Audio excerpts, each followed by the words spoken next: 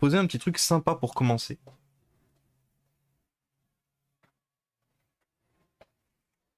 J'ai récupéré une brique. Ceci est une brique. Vous voyez la taille de la brique? J'avais envie de le faire parce que je vais l'offrir du coup à MO5. Donc, vous savez, hein, c'est un vieil ordinateur. C'est un Acer Aspire de 2003 ou 2004. Avec, il a un Intel Pentium 4 de mémoire dedans. C'est ça. Intel Pentium 4. Incroyable. Et il fonctionne. Bon, il fonctionne, il a besoin d'entretien, hein. Hop là. Il a besoin d'entretien parce qu'il n'en a jamais eu. Et il a surtout besoin qu'on essaye de refaire le système de refroidissement qui est très bruyant. Donc, pour la blague, je me suis dit, bah why not? En fait, le faire en stream pour qu'on traite vraiment quelque chose de très vieux.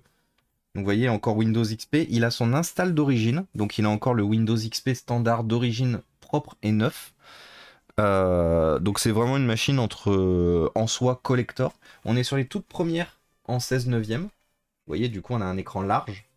16 dixièmes, pardon. Pas 16 neuvième, 16 dixièmes. Donc, on est sur un ordinateur qui fait quasiment 4 kilos. C'est une bonne bouse, quoi. Un bon bousin, pardon. Pas une bonne bouse. Bon bousin. Propulsé donc par un Intel Pentium 4 à 3 GHz, écran 15,4 pouces, ATI Mobility Radeon 9700. Autant vous dire que là, on pouvait faire du gros gaming de port à l'époque dessus. 64 mégas. 60 Go de disque dur, DVD, lecteur graveur DVD, 512 mégas de RAM. Il a le Wi-Fi, et ouais, parce qu'il faut savoir une chose, c'est que le Wi-Fi pendant très longtemps était optionnel. Et un lecteur de cartes, donc un lecteur de cartes multi. Donc qu'est-ce qu'on retrouve sur cette machine? Deux ports USB, un port infrarouge, parce que c'était intéressant à une époque d'avoir une petite télécommande pour gérer et pour envoyer des fichiers. Micro, casque, Firewire, S-Vidéo, port d'alimentation, VGA, RJ11, RJ45 Ethernet, deux ports USB supplémentaires, un lecteur PCMCIA. Pour mettre, par exemple, dans le modèle haut de gamme de ça, ici en PCMCIA, vous aviez une télécommande, par exemple, qui vous permettait de toujours stocker avec vous votre télécommande. Donc rappelez-vous, le PCMCIA, c'est des cartes d'extension. Lecteur de cartes 40 en 1. Donc on a du XD, du SD, de l'MMC, du propriétaire Sony. Comment ils s'appellent déjà les Sony? C'était les Magic Card. Et du Smart Media. Ah oui, compatible Smart Media. C'est la plus longue là, la Smart Media. Lecteur graveur DVD. Et devant, LED de fonctionnement, LED de batterie, LED du Bluetooth, LED du Wi-Fi. En dessous, qu'est-ce qu'on retrouve? Une batterie sa mère. Parce qu'en fait, du coup, bah forcément, un ordinateur avec un Intel Pentium 4 de PC de bureau, il faut l'alimenter. Donc, bon, à l'époque, ça allait pas très haut, hein. C'est-à-dire que cet ordinateur, je pense que neuf, si vous aviez 1h30 d'autonomie de batterie, c'était vraiment le bout de l'univers. C'était considéré comme une machine gaming, hein, quelque part. On faisait pas encore le segment gamer, clairement, mais c'était considéré comme une machine gaming à son époque. Je me suis dit que ça pouvait être intéressant de vous proposer des contenus, justement, où je vous fais découvrir des vieilles machines, et on retape des vieilles machines ensemble. Je vous montre comment c'était fait avant, comment on gérait l'électronique avant. D'ailleurs, je sais pas pourquoi j'ai remis la batterie. Non, pas de fiche de doc, par contre, Natal. Parce que Acer n'a jamais eu de fiche de doc. C'est mal à la taille du presse-papier, exactement. Faut pas les faire tomber sur le pied. Ah non, non, non, là, quasiment 4 kilos. Et salut Darlev, comment ça va? Est-ce que Crysis tombe dessus? Non, j'essaye même pas, Wawa. C'était du super haut de gamme, totalement Natal. C'était vraiment du super haut de gamme. C'était vraiment la jungle au niveau des formats de carte mémoire à l'époque, oui, totalement. Les gros ventilos, et oui. Donc, votre hop, support. Alors, ah oui, parce qu'il y a une vis cachée. Eh. Il manque une vis, mais ça, c'est pas grave. Donc, on a une longue à l'arrière. On retiendra que la longue, elle va ici. Sans longue, la vis. On a deux ventilateurs pour le prix d'un. Et on a le disque dur qui est ici. Disque dur qui est au format hop, IDE. Appréciez les petits pins, miam miam. Autant vous dire que j'ai tellement fait une overdose des IDE. Et en plus, dites-vous une chose, 4200 RPM. Et coucou Clotilde! Coucou Clotilde! J'espère que tu vas bien, merci pour ton 8e mois. Comment ça va Clotilde? Qu'est-ce que tu racontes de beau? Donc oui, du coup, 4200 tours par minute, 60 Go, ici. Novembre 2004. Donc c'est ça, je vous ai dit tout à l'heure 2004-2005, novembre 2004. C'est beau, hein? Et c'est beau parce qu'il faut savoir une chose, c'est qu'à part son ventilateur qui fait un peu de bruit, bah, cet ordinateur fonctionne parfaitement. Alors toujours un peu la merde de remettre l'IDE, bien sûr. Généralement, le conseil, c'est de mettre une cale derrière. Hop, allez. Sur les ordinateurs portables, voilà. Sur les ordinateurs portables, autant les PC fixes, c'est assez facile, autant les ordinateurs portables, l'IDE fait de la résistance souvent.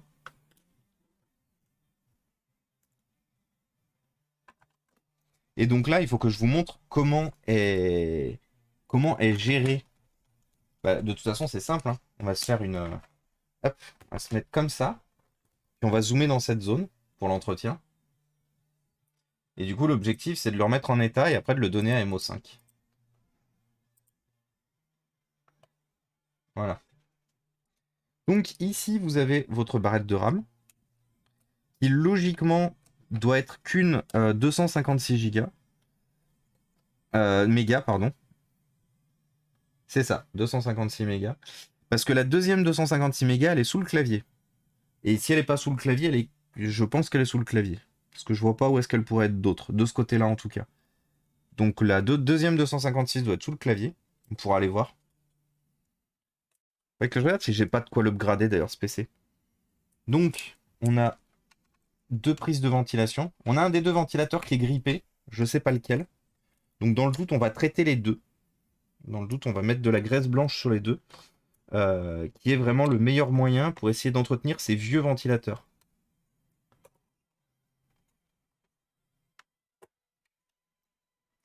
Attendez, je continue les shoot-out. Shoot-out. Qu'est-ce qu'on avait dit après Michael Knight? Ah bah si, Clotilde. Clotilde. Hop. La copine Clotilde. Bah écoute, ça va super bien, merci beaucoup. Le retour dans le vintage. Et ouais, on se fait une petite virée vintage. Voilà, parce que j'avais envie. Vraiment, je suis en train de faire mon tri en ce moment. Je suis en train de faire mon tri de tous les PC qui traînent ici. Et je pensais pas que ça ferait clonk. Est-ce qu'on peut enlever le ventilateur? Oh non, le ventilateur est fixé. Oh non, il est très fixé. Zut. Ah mais attendez. Oh, ça va être chiant, tiens, l'entretien. Parce qu'en fait, le châssis est monté dessus. Alors attendez, c'est pas grave, on va faire autrement. C'est-à-dire qu'on va essayer de foutre de la graisse blanche par l'extérieur. Indice, ça se passe jamais bien et ça a tendance à en foutre un peu de partout. Par contre, j'ai perdu mon tournevis cruciforme petit. Ouais. Il est. Ah non, il est là.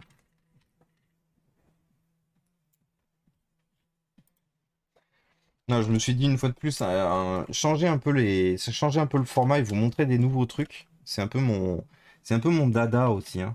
J'aime bien vous montrer des trucs qui m'ont bercé. Parce que moi, clairement, il faut savoir une chose, c'est que avant d'attaquer les consoles, avant d'attaquer plein d'autres choses, c'est vraiment ça qui m'a bercé en fait. Mon début de vie en tant que dépanneur, ça reste vraiment ces vieux ordinateurs du fin fond des enfers là, qui étaient plus ou moins bien entretenus par leurs proprios et qui demandaient du coup beaucoup d'entretien et beaucoup d'amour pour les remettre en état. Ces machines, j'en ai soupé, je les connais par cœur, je connais par cœur leurs problèmes globalement. Et donc là, l'objectif, ça va être d'essayer de glisser. Attendez, je vois si par hasard on peut pas. Ah non, c'est C'est rifté. Putain, ils sont chiants, les Sunon. C'est pas une marque que j'aime, hein, Sunon. Je vais essayer de virer, je vais essayer de décoller, voir si par hasard, des fois, c'est assez rare. Des fois, il y a une vis sur les vieux Sunon qui tient en dessous. C'est assez rare. Et des fois, c'est directement rifté. Ouais, c'est ça. Directement rifté, comme vous le voyez.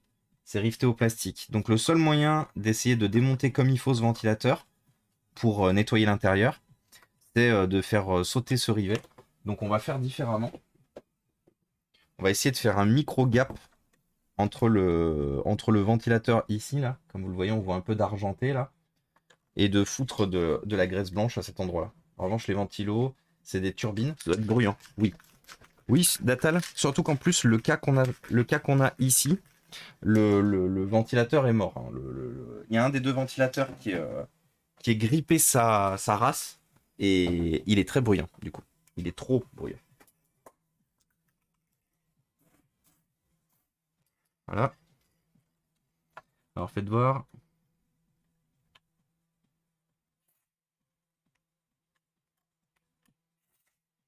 Voilà. Du coup, c'est un peu dégueulasse, ça en fout de partout. C'est malheureusement le seul moyen qu'on ait. Je pense que c'est celui-là qui doit être grippé. Parce que tout de suite, il fait du bruit là. En faisant tourner à la main, on sent qu'il y a un truc qui frotte. Donc l'objectif, ça va être de le faire un peu tourner. Ouais, je pense qu'à mon avis, il n'est pas sauvable celui-là.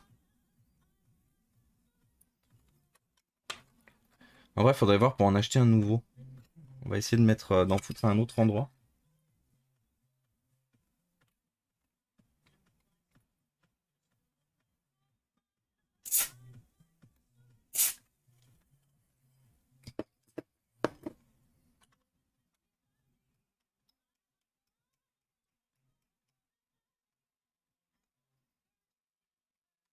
Bon, de toute façon, mort pour mort. Normalement, rappelez-vous, hein, ce qu'on dit, c'est qu'il ne faut pas faire tourner les ventilateurs à la main. Là, l'objectif, c'est qu'on n'a malheureusement pas trop le choix. Ouais, il s'arrête vite. Bon, on verra ce que ça donne à l'allumage. On se fera un test de toute façon en retournant le PC. Mais je pense véritablement que celui qui HS, c'est celui-là. Merde.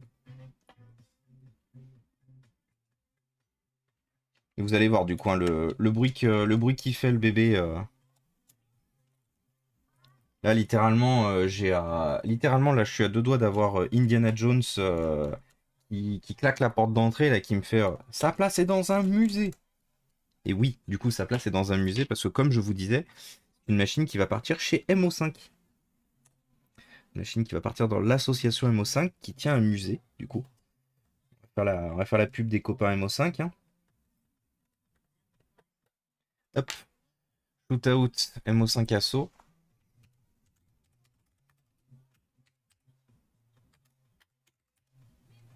Attends, c'est ça?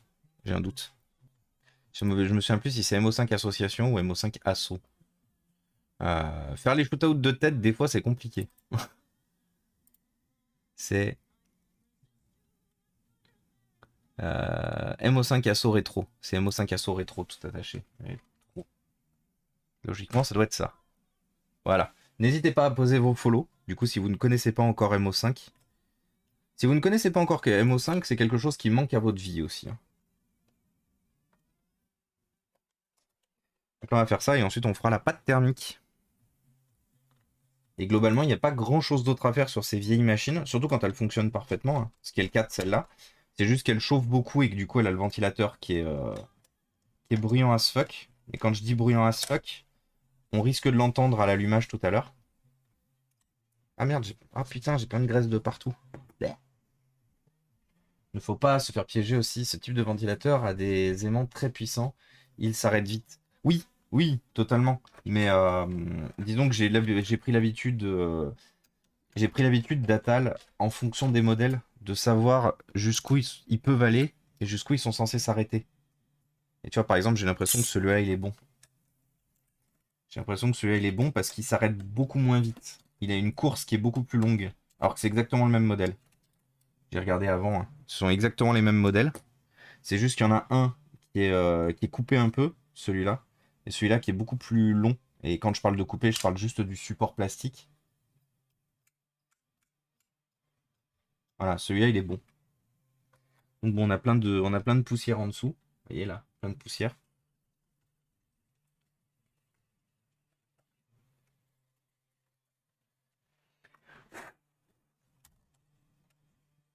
Donc, je sais que par exemple, celui-là, je vais pas avoir besoin de mettre de la graisse.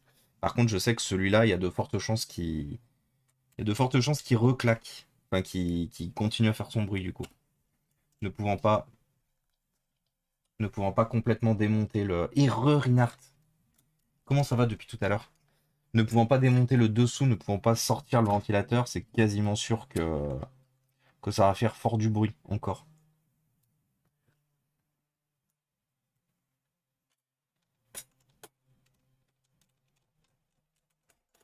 Ce matin, j'étais chez Foki, donc vous savez, Fakir. Et du coup, c'était rigolo. Elle avait en tête là comment ça s'appelle dans le film qui s'appelle Fatal de Michael Youn. Et le bonjour à tous, c'est lundi, c'est bientôt le week-end. Et j'étais là en mode ah ouais, bientôt le week-end le lundi. On en est là. Et j'étais là en mode ah ouais, le week-end. Week-end que je n'ai absolument pas vu passer du coup. Et salut Nicolas, comment ça va? Week-end que je n'ai pas vu passer. Et comme je vous l'expliquais, comme la journée a été très chargée, j'ai pas touché terre. J'ai eu plein de choses à gérer. J'avais mon nouveau stagiaire qui arrivait aujourd'hui. Parce que oui, du coup, pour ceux qui n'étaient pas là, j'ai un stagiaire maintenant chez Sopra. Euh, donc c'est trop cool. En plus, il est motivé. Alors là, il y a de fortes chances que j'ai embarqué le CPU. Vu comment ça. Voilà, j'en étais sûr.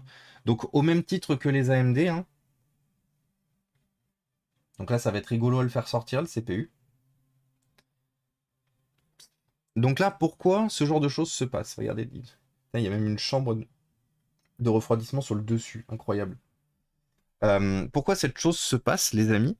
Parce que les constructeurs informatiques, à l'époque, en 2004 et antérieur, enfin, on n'avait pas la chance d'avoir, comme aujourd'hui, des, euh, des bonnes pâtes thermiques. Des bonnes pâtes thermiques qui avaient tendance à durer longtemps, qui ne séchaient pas facilement et tout machin. Donc, en gros, la problématique des pâtes thermiques à l'époque en silicone, c'est qu'elles avaient tendance à une chose. Elles avaient tendance à devenir dures comme du béton. Mais quand je vous parle de béton, je vous parle de béton. C'est-à-dire, littéralement, vous pouviez construire une maison avec à deux doigts d'aller faire les travaux dans notre future maison avec Marilou, avec la pâte thermique qui est ici. Et du coup, bah forcément, on se retrouvait donc avec des processeurs qui chauffaient beaucoup, parce que les processeurs de cette génération chauffaient énormément, c'était même pas beaucoup, c'était énormément. Et en plus de ça, on avait en plus des pâtes thermiques de mauvaise qualité, qui du coup avaient tendance à sécher. Et du coup, le gros problème de ces pâtes thermiques qui avaient tendance à sécher, c'est que bon nombre de réparateurs, de gamers, de bricoleurs du dimanche ou quoi que ce soit, avaient tendance donc à tirer avec le CPU qui venait, et avaient tendance du coup maintenant, parce qu'il va falloir le décoller ce CPU, si on veut le remettre, parce qu'on ne peut pas le remettre sans le décoller, hein. Donc pour ça, il va falloir utiliser des petits outils, comme des tournevis plats, par exemple. Essayer de faire passer le tournevis le, sous le...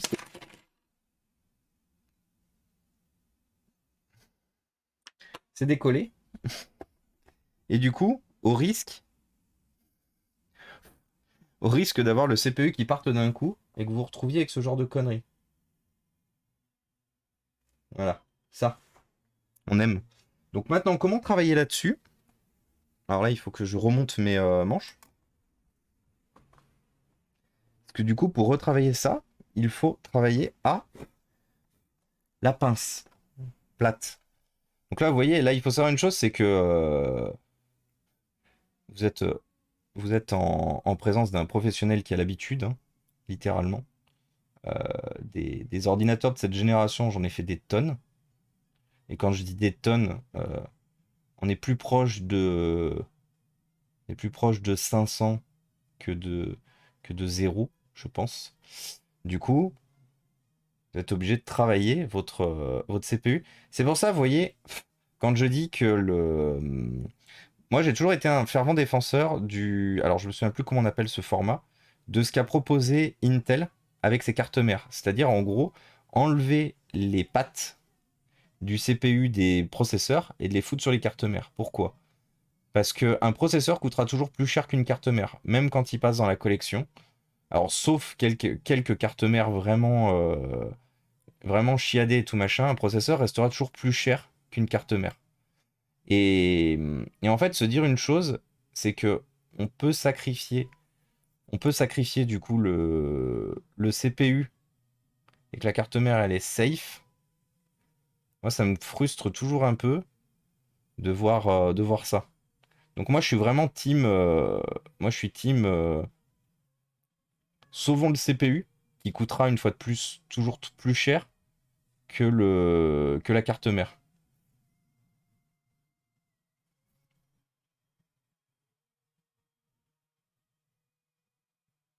Donc là, logiquement, si tout va bien,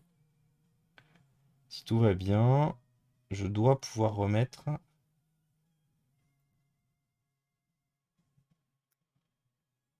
Je dois pouvoir remettre mon CPU. Donc voilà, c'est tout le problème de ces générations de CPU. Et du coup, vous avez le même problème avec les AMD, hein, bien sûr, les AMD récents. C'est que si du coup, ben, pas les toutes nouvelles générations d'AMD, qui du coup sont maintenant passées comme les Intel. euh, Voilà, donc là c'est bon, c'est rentré. On n'a perdu aucun pin. Hop. Une fois de plus, cette cascade est faite par un professionnel. Ne reproduisez pas ça chez vous, par pitié. Il me faut un chiffon.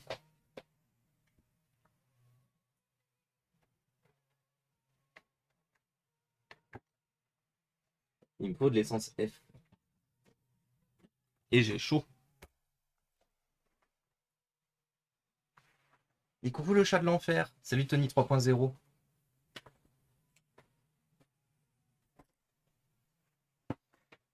Intéressant ton raisonnement, j'ai toujours pensé à l'inverse. Bah en vrai, Dark Babar, une carte mère restera. Bon, à part les cartes mères très haut de gamme, mais généralement, t'achètes pas une carte mère très haut de gamme pour mettre un Intel Celeron, un Intel Pentium. Euh, Ça te coûtera toujours plus cher de remplacer le CPU si tu flingues les pins que de remplacer une carte mère. Moi, j'ai toujours réfléchi comme ça en fait. Qui a l'habitude de tordre les pattes ou de les redresser? Alors moi, j'ai pas l'habitude de tordre les pattes. Par contre, j'ai l'habitude de les redresser. C'est très souvent que j'ai des gens des fois qui m'envoient dans des lots de pièces, qui m'envoient des CPU sans les protéger. Du coup, tu les reçois, ils sont tout tordus. Le week-end, personne ne le voit passer. Oui. Micro-ondes et hop, let's go. Et puis n'a détente que du bonheur. Il y avait aussi la solution de faire chauffer le PC avant de le démonter. Oui, alors c'était une solution, Darlev. Après, je t'avouerai que je m'attendais pas trop à avoir ce problème-là sur cette génération, sur un CPU de PC portable. But ça reste un Pentium 4 non acheté. Parce que vous savez, l'hypertrading, le Pentium 4 qui s'appelle HT, donc il y a un petit H et un petit T pour hypertrading sur son étiquette, c'est du socket 775 et pas du 478 comme ici. Le 478 et le 775 ayant été des sockets de PC de bureau adaptés pour les PC portables. C'était la pire idée de l'univers. Soyons honnêtes, c'était la pire idée de l'univers. Même chose hein, quand on a essayé de mettre de l'AMD. Hein, aujourd'hui, on sait un peu mieux gérer les températures dans les ordinateurs portables. Euh, à cette époque-là, on savait pas gérer les températures. C'est-à-dire que littéralement, vous aviez des toasters. Les ordinateurs portables étaient des toasters. Hein, c'est ni plus ni moins. Et vous étiez content, hein, vous laissiez chauffer. Moi, je me souviens, j'ai une photo. Il faudrait que je la retrouve. Mais c'est sur un HP un peu plus récent. Mais le PC il chauffait tellement que il faut que je vous le retrouve. Je vais vous retrouver ça. Je vais vous retrouver ça. C'était je chauffais tellement le bousin que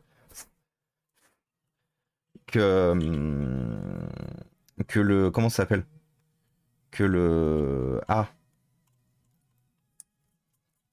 je chauffais tellement le bousin que du coup je m'en servais pour tenir chaud mon repas quand on mangeait tacos ou kebab et qu'on n'avait pas l'occasion de manger tout de suite. Faut que je vous retrouve la photo. Attendez. Elle est où? Ça doit être en 2010 ou 2011. Putain, ça va falloir remonter loin dans les photos. Ah ouais, mais va falloir remonter loin dans les photos. C'est ça le problème en fait, c'est qu'il va falloir remonter loin dans les photos. Et vu comment Facebook est absolument pas optimisé pour scroller, photos, vos photos, ça doit être photo du profil, une connerie comme ça, photo de couverture. Oh, ah, d'un coup, j'étais trop chaud pour vous montrer ça, mais j'ai une flemme. Hmm. Et soudain, la flemme. Putain, en plus, va savoir où est-ce qu'il est passé l'album.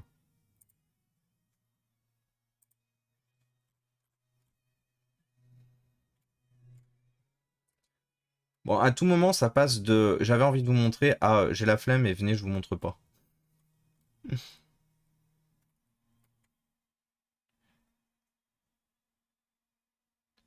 Je trouve pas photo du profil. Ils ont supprimé? Ah si, c'est peut-être vos photos. Peut-être qui sont pas triées dans les albums. Ah ouais, mais putain, la flemme internationale. Va falloir que je scrolle 4 ans. Littéralement 4 ans pour vous montrer. Par contre, je trouve que les pins d'une carte mère Intel sont beaucoup plus faciles à bousiller que ceux d'un processeur AMD, car c'est des petits ressorts. Au moindre contact, c'est l'enfer et c'est irréparable. Par contre, je suis d'accord avec toi, Dark Babar. Ils auraient pu réfléchir à un système beaucoup plus solide. Et coucou le camphrier, comment ça va? Oh ouais, putain, je suis à peine en 2018. Ouais, non, c'est mort. Voilà, je vous ai raconté l'histoire. Mais je vous ai raconté l'histoire, mais c'est vraiment en fait ce qu'on voit sur la photo. Si j'arrive à la retrouver, je vous la publierai sur Discord. Mais si je retrouve la photo, c'est littéralement mon tacos qui est en cours de se réchauffer sous mon PC portable, quoi. C'était un HP DV6 en. C'était un quoi? C'était Et bienvenue à toi, chat qui aime les saucisses. C'est bon les saucisses, miam miam. Bienvenue à toi, bienvenue parmi nous. Merci beaucoup pour le follow. Et, et oui, en fait, la problématique qu'on avait, du coup, tel qu'on le voit sur la photo, c'est, on était sur quoi? Sur donc une AMD, une ATI Radeon 5650, 1 Go dédié, et un Intel Core i7 de première génération, PC portable. Et coucou The Winux, ça va comme un lundi. Et oui, et coucou Stignox, comment il va Stignox? Donc là, du coup, je vais mettre un bon. Là, autant vous dire qu'un ordinateur de cette génération qui récupère une bonne quantité de pâte thermique, le truc, il doit se dire: ah, qu'est-ce que c'est? De la bonne pâte thermique, incroyable. Le truc, il est de 2004, tu sais, tous ces comparses, ils se sont tous fait oblitérer la tronche en déchetterie, machin et tout. Et lui, il est là en mode: de la pâte thermique récente! Incroyable. Hop là. Ça va lui faire du bien au bébé. Mais je suis quasiment sûr, malheureusement, que le refroidissement, le ventilo le plus proche de moi, celui-là, il est mort. Et que globalement, ce que j'ai fait, ça n'a rien changé. Bien au boulot, avec le stream en fond. Bah, tu as bien raison, Stignox.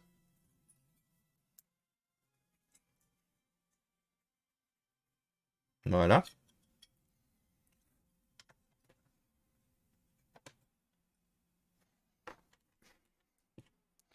Le CPU qui doit se dire: quelle est cette mélodie? Ouh. Je me rappelle avoir démonté un DV6 d'un ami en classe au lycée à l'époque.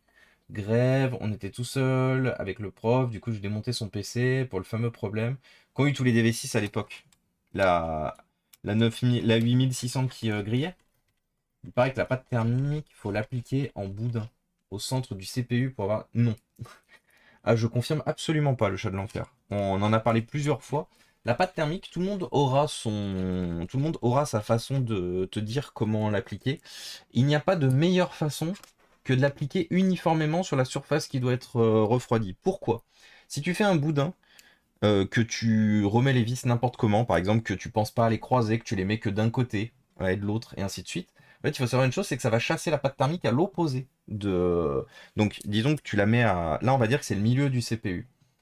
Si tu fixes d'abord les vis ici en posant ton système de refroidissement, ben en fait, ça va chasser les vis de ce côté-là parce que ça va être en l'air ici, forcément, les deux vis seront ici, et ainsi de suite. La meilleure façon de poser la pâte thermique restera toujours de l'appliquer uniformément avec une. Alors, pas, je parle pas de mettre une super épaisseur, mais avec une petite épaisseur, très légère, hein, largement moins d'un millimètre, sur le dessus du CPU. Et il y a eu des tonnes et des quantités astronomiques de tests faits en ligne avec une croix, avec un zigzag, avec un boudin au milieu, ou au contraire avec une répartition homogène. Et c'est toujours la répartition homogène qui l'a emporté. Du coup, t'auras beau écouter et dire, enfin, t'auras beau entendre ce que disent les autres. Après, sur une tour, bah non, sur une tour, on est sur le même problème. Non, moi je suis désolé, hein, mais toujours une répartition homogène de la surface du CPU. Toujours. Yes, c'est GHF. Bah ouais, tu m'étonnes, Darlev. Pour cela que je te demandais, ça me paraissait un peu tordu comme raisonnement. Oui, mais voilà. Mais tu as bien fait de demander.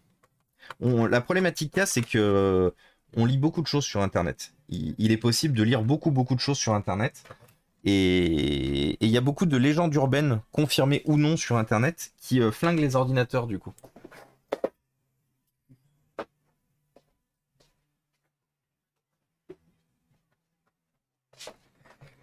Mais une fois de plus, ne partez pas, comme me disait Antoine Daniel, tout ce qui est sur Internet est vrai. Oui, c'est vrai. Ne partez pas de ce principe-là. Tout ce qui est sur Internet doit être vérifié et revérifié. Sauf des sites très officiels éventuellement ou des sommités dans un milieu et tout, où on peut globalement quand même essayer de leur faire confiance, et encore. Mais rappelez-vous une chose, faites-vous toujours valider une théorie deux fois. Moi, je sais ce que je vous dis, hein. Toujours, moi j'essaye toujours quand j'ai une théorie ou quoi que ce soit de la faire valider même trois fois pour être sûr. C'est-à-dire trois sources, trois sites différents, voire éventuellement des news locales, mais ne faites jamais 100% confiance à ce que vous trouvez sur Internet. Surtout quand vous êtes sur des gens qui se prétendent être des experts et tout et qui vous disent oui, non. Il y a vraiment des tests qui prouvent noir sur blanc que la meilleure façon d'étaler la pâte thermique, c'est de l'étaler justement. C'est pas de faire un boudin, c'est pas de faire un zigzag, c'est pas de faire une croix. Hop là. Faudrait que je vous retrouve le test. Je vous le retrouverai le test que j'avais lu. Parce qu'il y a plein de tests YouTube où ils vous montrent des vidéos. Là, moi, je vous parle d'un test documenté avec des écritures, avec des tests, avec pas juste un ouais, faites comme ça, c'est bien. Parce qu'il y a beaucoup de tests sur YouTube où les mecs ils vous disent ouais, faites comme ça, c'est bien. Mais genre aucune explication, aucun retour, rien derrière. Aucune information de la config de test non plus. Sur la config de test risque de beaucoup jouer aussi en fonction de ce que vous réparez, ce que vous utilisez. Mais non, là, littéralement, la grande majorité du temps, c'est ouais, faites comme ça, c'est bien. Bon, par contre, je suis sûr d'une chose, comme je vous disais, le ventilateur, il va faire un boucan.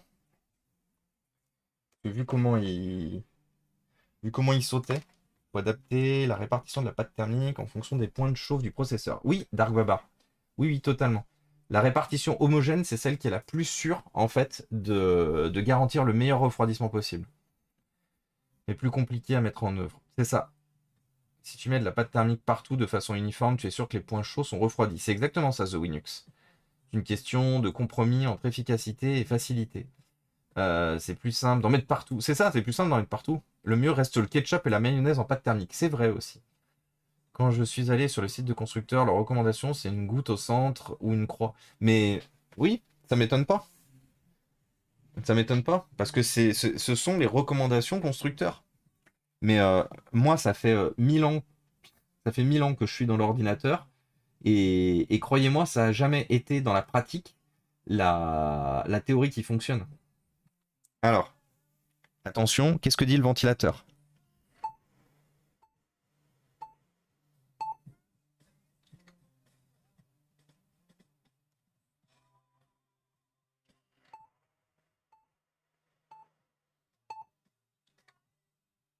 Est-ce que j'ai refermé le CPU? Parce qu'on a un code erreur. Par contre, on n'a plus de bruit. Putain, la batterie, elle charge. Incroyable.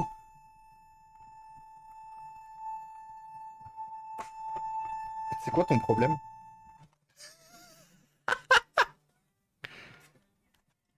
C'était quoi son problème? Il avait entendu? Il était à l'agonie, le pauvre vieux. Il a pas aimé que... C'est une blague, le ketchup en pâte thermique? Oui, c'est une blague. Bien sûr, le chat de l'enfer. On a fait des tests, hein. Rappelez-vous, on a une vidéo d'ailleurs. On a une super vidéo qui est postée sur une super chaîne YouTube. Dis donc, est-ce que ça ne vous dirait pas d'aller jeter un coup d'œil à cette super chaîne YouTube? Incroyable, non? On a une vidéo de test comparatif de pâte thermique incongrue.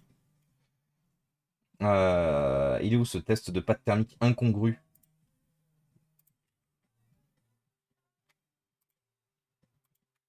Regardez. Pâte thermique incongrue. Amusez-vous.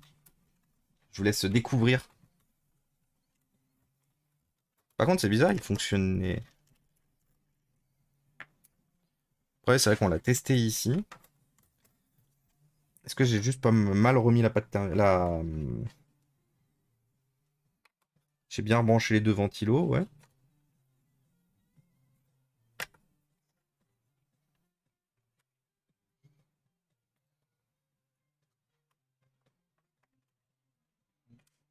Ah non, pourtant j'ai bien rebranché le CPU. Il a pas aimé sa chute, le CPU? C'est possible, hein? Il n'a pas aimé sa chute. C'est où qu'on branche? C'est ici.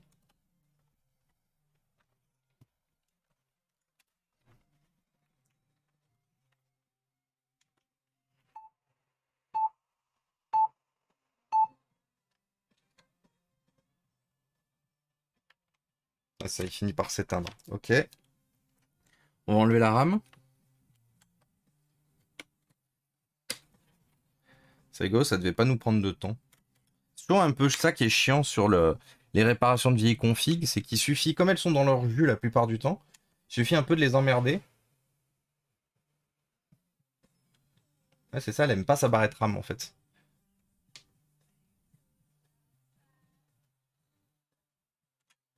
Pourquoi elle aime pas sa barrette RAM?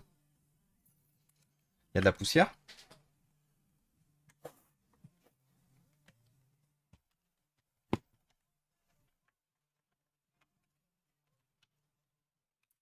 Bah. Pourquoi elle aimait sa barrette RAM, elle l'aime plus maintenant?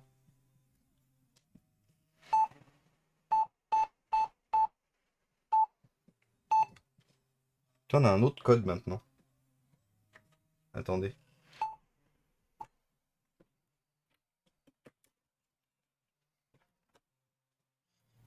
Bah, c'est quand même fou.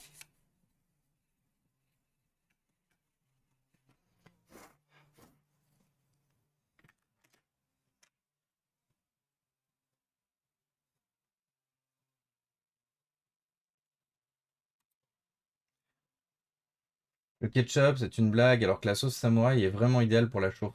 Bah, regardez la vidéo que je vous ai envoyée là sur YouTube. Vous verrez que il y a des trucs qui sont legit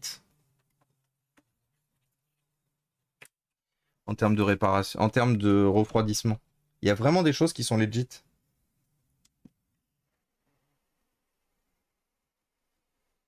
Voilà, ça clignote plus, il vient de démarrer. En fait, c'est toute la problématique des vieilles machines. Ah, il y a un mot de passe. Incroyable. C'est toute la problématique de ces vieilles machines et du coup de Acer. Enfin, de Acer ici. C'est qu'en fait, de base, il y a très souvent des mots de passe de manière générique qui se mettent. Notamment à cause, par exemple, de logiciels comme le e-recovery management et compagnie. Où en fait, vous mettez un mot de passe de session à la machine et ça mettait un mot de passe de BIOS au PC. Donc on va voir si par hasard ce mot de passe est facilement remplaçable. Tut. Oui, j'ai la rêve du coup. Ouais, ouais.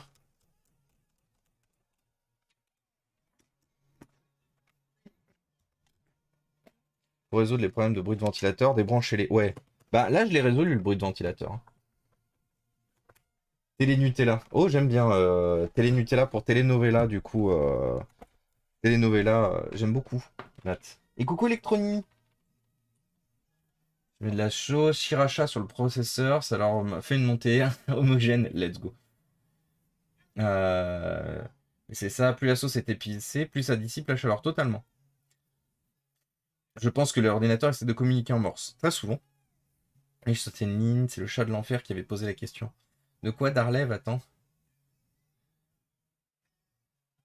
Ils disent que ça marchait pas trop mal.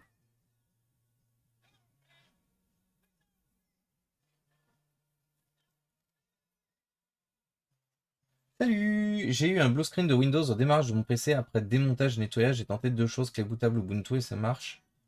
C'est quoi Electronic, le message d'erreur de ton écran bleu? Est-ce que c'est Inaccessible Boot Device, à tout hasard, ton écran bleu? Alors, est-ce que je peux aller dans le BIOS?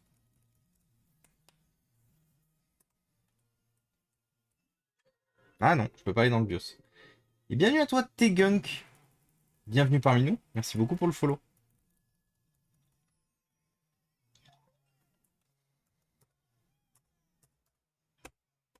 Attendez. Générique password. Générique BIOS password Acer. À tous les coups, ça sent le. Ça sent le mot de passe BIOS générique.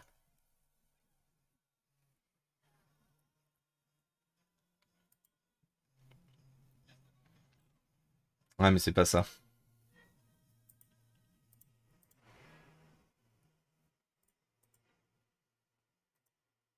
Eh, le ventilateur fait pas de bruit, hein. Le ventilateur qu'on a réparé.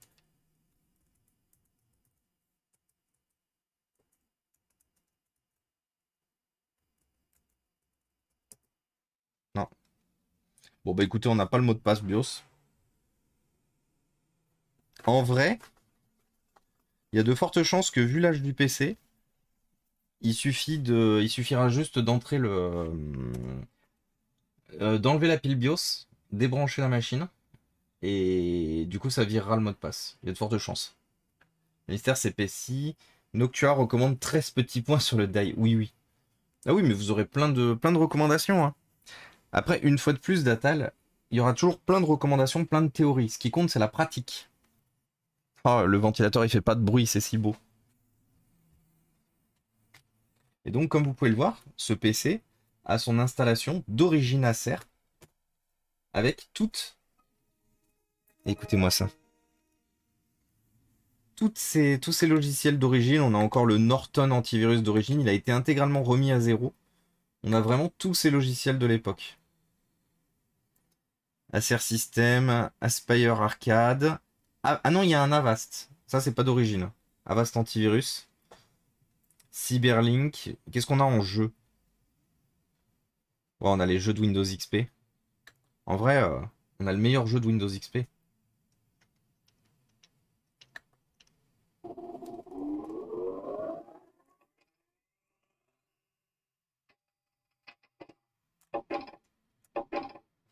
Je me souviens pas, toi, comment il fonctionnait déjà? Ah, Tilt. Mais j'adorais Pinball. J'y ai passé du temps sur Pinball. Tous les ordinateurs qui avaient pas de jeu ou quoi que ce soit dessus quand on était gosse. Pinball, pinball, pinball. Donc ouais, il fonctionne parfaitement. Et du coup, il est intégralement entretenu. Il a même l'air de tenir la batterie. Aussi invraisemblable que ça puisse paraître, il tient la batterie. C'est-à-dire que ce bébé date de 2004. Il a littéralement 19 ans. Il a littéralement 19 ans, ce PC. Et il tient la batterie. Prenez ça, les ordinateurs récents dont les batteries meurent au bout de 2 mois parce que il a fait un peu trop chaud ou un peu trop froid. Ça, c'est des ordinateurs c'est des ordinateurs bonhommes. Ah, c'est le câble qui a tapé. C'est des ordinateurs bonhommes. C'est des ordinateurs, ils sont là, ils mangent des gens. Regardez, ils mangent des gens au même repas. Non, ça c'est du lourd, les amis. Ça c'est du lourd. Ça c'est de la belle machine. Si elle fonctionne encore aujourd'hui, elle fonctionnera encore dans 30 ans, hein. Ça avant que ça bouge.